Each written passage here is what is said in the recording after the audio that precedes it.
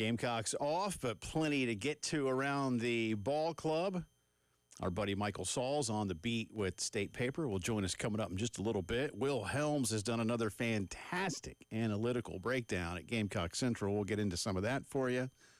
Shelly Smith will be along a little bit later. Major League Baseball playoffs are underway. Some good games yesterday. No blowouts, really. I mean, I guess a 10-5 is kind of a blowout. Dodgers beat the Reds. Elijah did make it into work today, didn't he? He was okay, as far as I know. The good news for him, again, you got to look at these things glass half full. He said, I got to go to bed early. Yeah. Because he does a morning show. So, the positive was his team got their doors blown off. He'd go to bed. I will tell you, that is one thing. I did a morning show for 4 years, and on those, I guess somewhat rare nights when I just had to stay up to watch a team I wanted to pull for, that was not fun. The next morning, the worst thing, honestly, watching Monday Night Football. If you're in an NFL town, you got to talk about Monday Night Football, especially if your team in the market. Yeah. That 3 hours of sleep.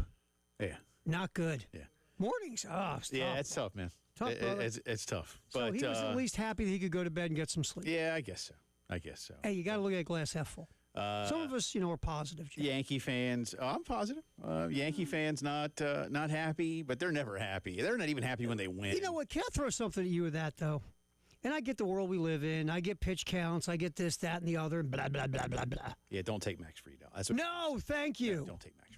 It's a 1-0 game. Fried is killing it. I don't, and I know, see, now, you're right. The world we live in, I think too many, not all, but too many major league managers believe that the analytics tell the whole truth. And I understand, too, to be fair, that I do think analytics tell more factual truth. Do not disagree. Than maybe people sometimes want to believe even. Mm-hmm. But Max is a big game pitcher, and he's been doing it a while. He pitched in a number of really big games for the Atlanta Braves. He knows this environment, and he's dealing. Let him go. My thing is this. If this is a game in June, and you want to take him out after 102 pitches because you still got months to go, I'm cool with that. Yeah. Last time I checked, is this June, Jeff? No, it's not. No. And you got to look. If you want to get the bullpen warm in case he hits trouble, because it's only 1-0. Yeah. If he gets, you should always have your bullpen have the ready. bullpen ready to cook, right? Sure. And the minute he puts a guy on, you want to take him out. I go, okay. But he had just gotten Duran out, and he made Duran look foolish. Yeah, and then you come get him, and then all of a sudden, as soon as the Yankee bullpen came in, the whole game changed. Well, I think the Sox at that point were like, woohoo. Weren't you? I mean, look, you remember playing baseball.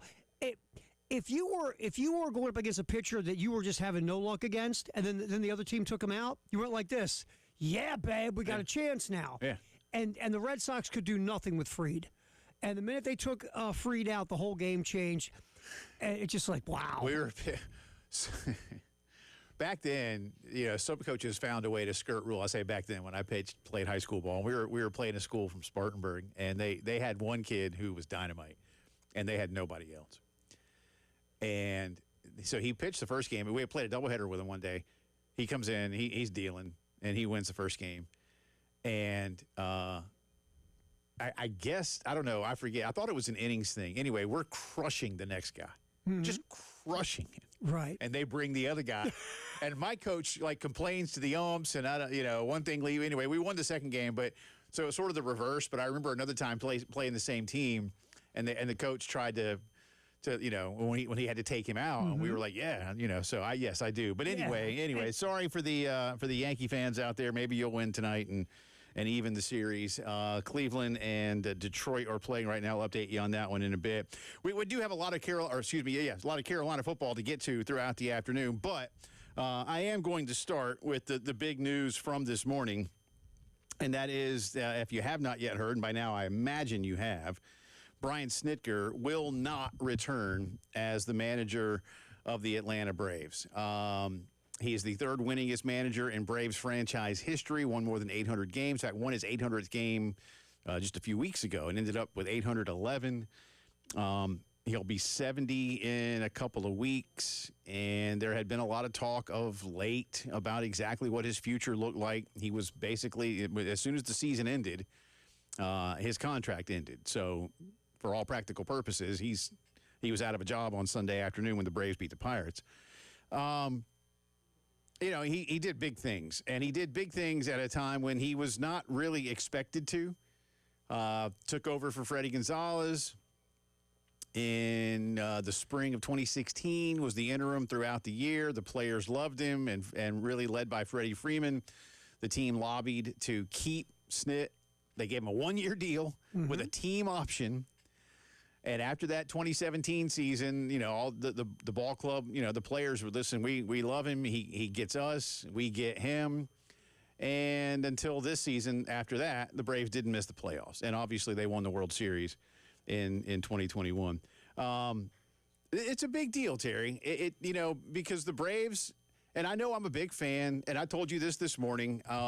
There's a way to look at this from my personal point of view, where I try to walk that line between the objectivity of my job and the subjectivity of being a Braves fan since I was in, kindergarten?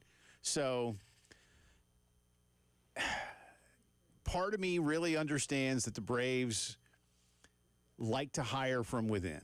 And I think ever since Ted Turner, I know because Joe Torre was, even if you think about it, Terry, Joe Torre, when he was hired as manager, was almost a hire from within, if only because he had been a Brave. Right.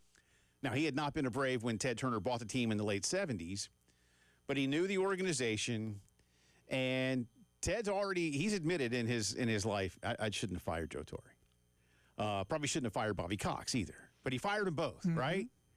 And he didn't manage. Remember, one day he wanted to manage. That one is so funny. And then MLB came out with a rule. You can't do that anymore. It was the chart. Was it Charlie Finley? Was the NL? Who was the NL president? Chub Feeney. Chub Feeney, the old chubber. and said, Ted, you can't own the team and manage it. Now, quite honestly, as a quick aside, why not? You own it. Like, right? why not? You do know that, ready to go back to when I was in high school, Connie Mack also owned the A's. The A's. And was the manager. Yeah.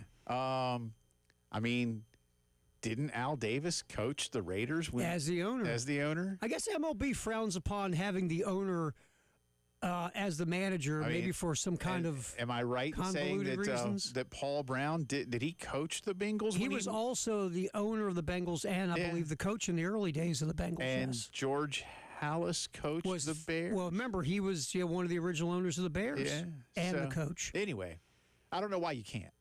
I guess they look at it as some kind of conflict of interest. I guess Jarrah can't. Oh, he has to drive Jarrah crazy. Yeah, that's why he's just the GM and the president. There's probably a rule in the NFL against it now. And remember, Al Davis was he was the president of the general partner. Yes, and who was the general partner? Yeah, the president of the general partner, like a title that he came up with himself. Anyway, didn't mean to go down that rabbit hole. But it is a funny rabbit hole. But so Ted, realized his mistake and brought Bobby back, and Bobby and Hank for about 5 years worked together with Bobby as general manager and Hank as director of like minor league and player development. Got the Braves on track. Bobby went back to the dugout, and the rest has been history, right? And what'd you tell me in the last 34 years, the Braves have been to the playoffs like 20? What did you say, 26 times 27 or something? times? They've only missed it 8 times since 1991. Run that through your skull real quick. And Snit was on a 7-year streak until this season. Yep. Of being in the playoffs. And we were just we were joking, Walt Weiss is one of the candidates. And Walt managed the Rockies for a little bit. And the Rockies, in their history, now their history is only 30-something years old. They've only been 5 times. Right. The Braves have just been 7 in a row. Yeah, that tells you a little something. There. It's just, and so again, it's apropos of very little. But I'm not sad, I guess, as a fan. And again, as a professional who covers them, if you will, even if we don't cover them extensively like folks in Atlanta might. I get it. Yeah, I do. I get it. And I still, like a lot of things in sports or life with the what ifs, What if the Braves aren't a walking mash unit for the last 2 seasons? Well, I mean, that's the thing always runs through your head. You're like thinking, okay, let's just say at least this year they get back to the postseason, right? Yeah.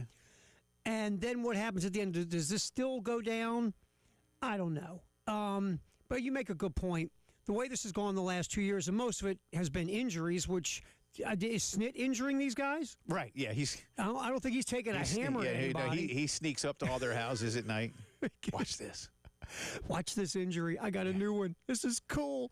I just think that, to your point, you don't make the playoffs. You've had this, like, injury thing lingering over your franchise. Snit was not going to manage much more than a couple years anyway, and maybe even just next year. So maybe you just sit around, and whether it was the Braves went to him, he went to the Braves, whatever went down here, I just feel like you're right. If this didn't happen the last 2 years where the injuries have just crushed this team, this might not be going on today. Yeah, I said on Twitter earlier, and I'm not. You feel how you feel, whatever. And I don't think anybody. We'll see things on David O'Brien's Twitter feed or Mark Bowman's Twitter feed, and a lot of fans just crushing Snit for things this season. And every once in a while, look. The thing about baseball, it's a lot like football when we really want to go after, say, the play caller in football, right? Sure. Baseball and football are so incredibly situational. Every play is a new situation, right? Every pitch in baseball is a new situation, if you will. Oh, yeah. I mean, you've seen them before, but what else is happening around you? And you mentioned things like pitch counts and other, there's all kinds of things. So, yes, there are often times when you want something back. But for instance, and I was telling you earlier, a lot of Braves fans in the last 6 weeks or so have been all over Snit for not playing Drake Baldwin more. And I just could not disagree with them anymore. And here's my point. And I was telling you, newsflash, Atlanta's in the deep south. Second newsflash. You sure about that? Yeah, second newsflash. It's really bleeping hot down here most of the time, especially during baseball season. Catching is already the hardest position on the field for most guys. Are you wearing like a lot of gear when you do this? And you must be wearing like a wool coat. And I realized that he's been tearing it up. I get it. I totally get it. But he's 24. He's got his career ahead of him. In my opinion, and again, this is my opinion relative to these others, Snit has managed Drake Baldwin magnificently this season. The kid's going to win the NL Rookie of the Year. He's been really solid behind the plate. He's been good at the plate, really good at the plate. But you also have Sean Murphy. And remember, Drake wasn't even supposed to be a major leaguer, but Murphy got hurt. And they were like, well, we got to do something. When we bring the kid up and give him a taste. We'll bring the kid up, see what happens. Kid was ready. And so you found a way to manage it without driving the kid straight into the ground as a catcher in the South in his rookie season. And you know what else you got to do? He got to learn, Jay. You got to learn from a pro. Yeah. And again, his bat plays, but he's learning the position behind the plate. And there's nothing wrong with sitting behind a pro and learning because it's going to be Baldwin's gig next year. It is. And now he's sat and he's learned. I said this to you, and I'll get real quick.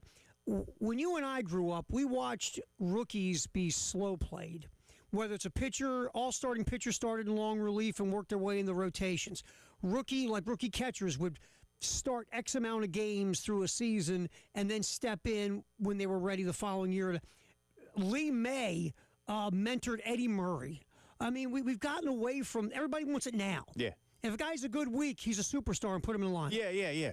Automatically. Well, and fans would have said if the opposite had held and Drake is slumping because he's playing every day as a rookie, I can't believe Snit played him every day. He's going to ruin him. What was that? Was that a professional term? It is. We'll talk more about that and who the Braves may be looking at. Got a fun start bench drop for you on the other side. Michael Saul's talking Gamecocks coming up. It's the postgame show.